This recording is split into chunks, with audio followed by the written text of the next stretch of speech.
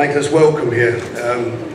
We brought Liverpool's fighting Mexican. He comes to fight. I promised you he'd come to fight, and I don't think he disgraced himself at all against a great fighter. And it was competitive, the fight. It wasn't, you know, totally one-sided. You know, Liam, I think, could have done with maybe a fight at a little bit of a higher level before he fought Canelo, but that was what he wanted. As soon as I mentioned the fight, he said he wanted the fight. There was no hesitation, and that's why we're here. No sour grapes about anything. You noticed the cut over his eye. He did get cut in sparring about 5-6 weeks ago, so he didn't have a lot of, well, he didn't spar after the cut. So you take all that into consideration. You know, it was a fantastic performance by him, and I'm very proud of him. And I honestly do believe he'll be back over here next year, and hopefully we will win a title back. And, as I say, one thing about him, you know, you're going to get a fight with Liam's in the ring. Thank you.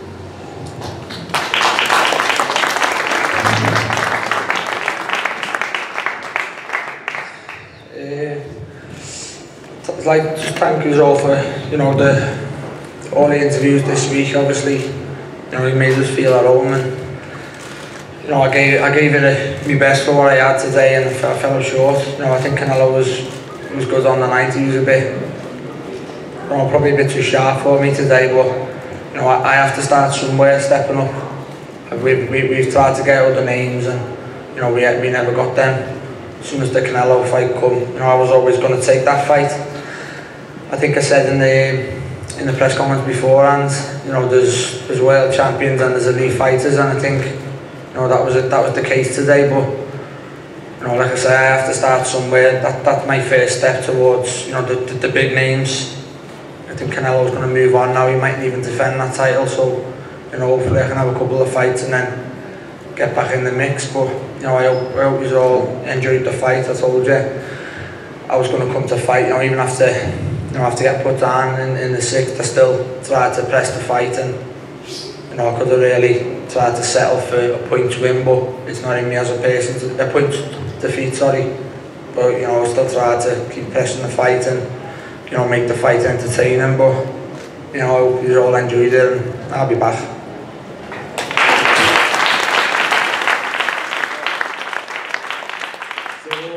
Questions? Any questions for Frank or for yeah, Liam? Joe Gallagher or Liam? Liam, this is real quick. As a fight fan, I want to thank you for a very, very courageous performance. You know, we said from the beginning, this guy is tough. Canelo gave him respect. We gave him respect. We saw videos of him. We studied him. We knew that he was tough. And I'll tell you this much, you know, we're gonna think twice or 3 times before we fight a Joe Gallagher fighter again, because you know, he brings them ready, and they're tough as nails, and you're right, he gave us all a great performance. So thank you guys, thank you very much. Questions? Liam, Joe, it was great to talk to you guys this week. Frank, you guys are all awesome. Great to have you here in Dallas. Was Canelo stronger than you thought? You knew you guys were he was going to go to the body. You guys were going to go to the body. When did you really start to feel his punches? I'll probably sound like a hypocrite to you, because you know, obviously as the fight goes on now, he put me down 3 times, but every shot I took flush, I thought, no, that's okay. You know, he punches, but it was not like, whoa, can't take another one of them. But then on the 6th round, you know, obviously you saw the replay, and I knew the shot caught me down the back of the head next when I was on the floor, so I didn't really have too much of a say in that one. Then the body shots were body shots, you know. But yeah, he does it fairly well, but not massive. You know, not a massive puncher. But he's very accurate. He's very accurate with his shots. He's very, you know, he's got good speed and good timing. Well placed, did you say? Yeah, certainly the last one. The last one was well placed. You know, the second one was, I threw a left hook and he to the head. He threw on the body, and it's a little bit of a delayed reaction one. But again, I was fine. After the headshot, I was fine. I think I finished the round quite well. Did you feel like you ever hurt him? No, not necessarily. But I don't think you know, I don't want to sound like I'm making excuses, but you know, I never sparred since the 12th of August. Obviously, you know, I got cut, which was the first cut that opened. So I would have liked a little bit of, you know, better preparation in my own. My timing weren't there. You know, sometimes I had Canelo in the positions I wanted him, and I thought he's getting out too easy. You know, I was missing too easy, and it was a little bit like, you know, sloppy. But I think that probably would have only made it more competitive. Like I said, I still think, you know, it would have been along the lines of the same outcome. Okay. Liam, Jesus Lopez, ESPN Deportes, right? First of all, I really admire the courage that you put on this fight. Congratulations. It is honorable. What kind of psychological impact creates on a fighter like yourself the kind of support that Canelo Alvarez got from the Mexican crowd in this stadium? The support was great. Oh, sorry. No, I weren't fazed by the crowd. You know, I don't know whether you noticed my ring walk and me before the fight. The crowd never got to me, you know, at all. It was great, and the fans were great, you know, for both people. And I wish I could, you know, I wish I could rewind the clock and do it all again. But you know, obviously, it played its part for Canelo. Thank you, Liam. Yeah. Okay. Questions? Go ahead. Yeah, Lance, you want a question? You have a question?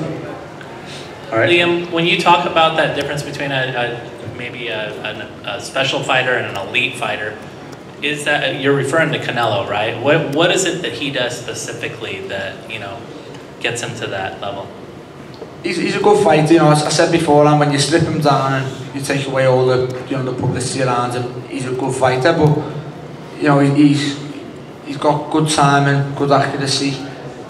And then he's obviously experienced at this level. You know, he knew when to take his walks, he knew when to come for me. Obviously, he's been at this level before. You know, this was my first step to this level, and it was against, you know, a very good fighter in Canelo. So, you know, I take my hat off to him. Okay, over here. Yep. Question over here, Liam. He went to the ropes a lot. Did you feel that he was trying to rest, or do you feel that, in hindsight, he was setting traps for you?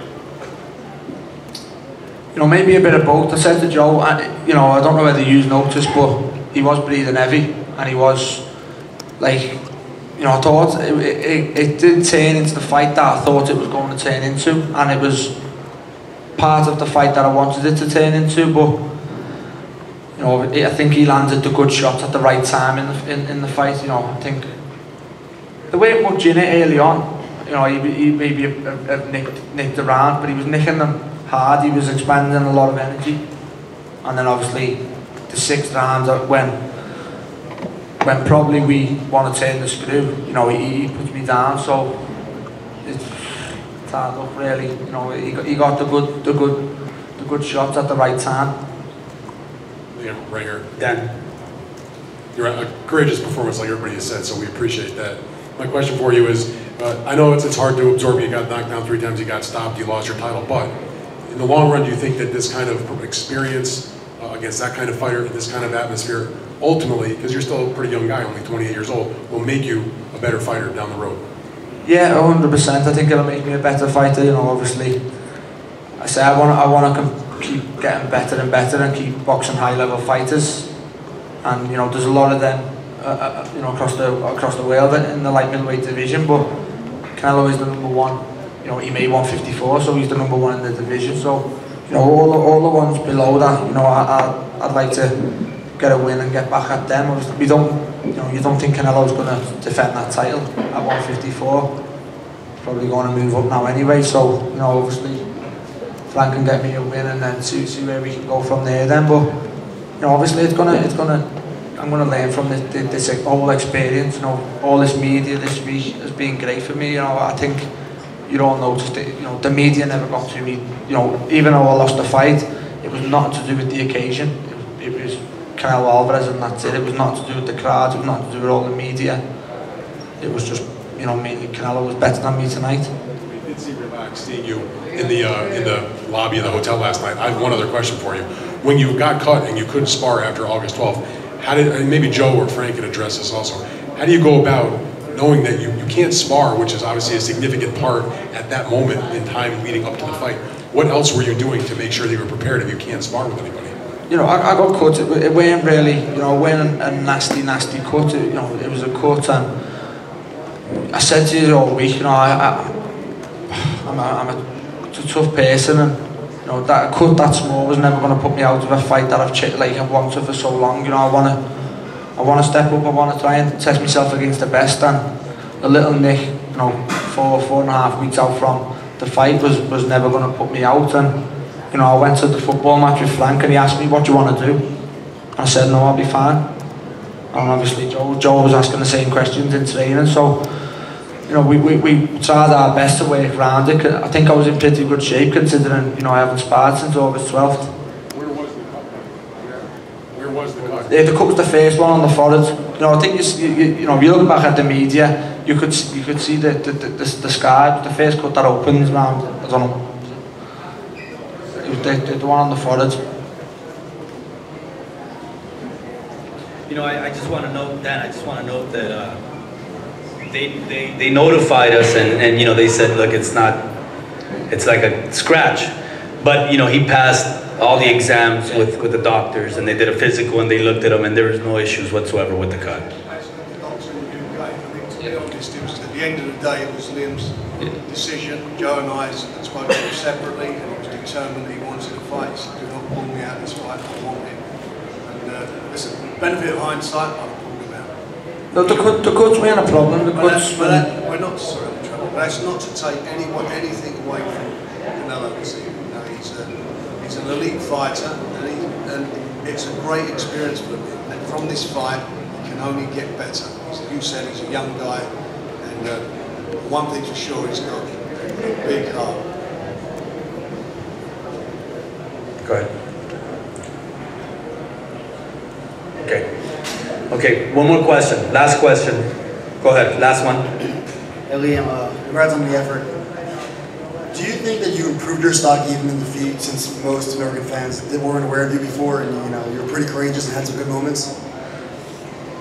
Maybe so, but you know, I didn't come here for that. Believe me, in you know, all fight week I never came just to make my stock rise. You know, I had my heart set on winning, and I'm you know, I'm good to the lost. I haven't lost as a professional. I've lost now, so you know, I'm not happy with losing. I'm not coming here. I ain't coming here just to say I've competed with Canelo Alvarez in front of 50,000 people. You know, I'm gutted, but you know, I'm a man, and all I can say is I lost to a better fighter. Thank you guys, thank you. So I just want to once again thank Liam, his team, Frank Warren, Andy, everybody at Frank Warren Promotions, professionals, great to work with, and they helped us with this incredible event. So thank you guys very much.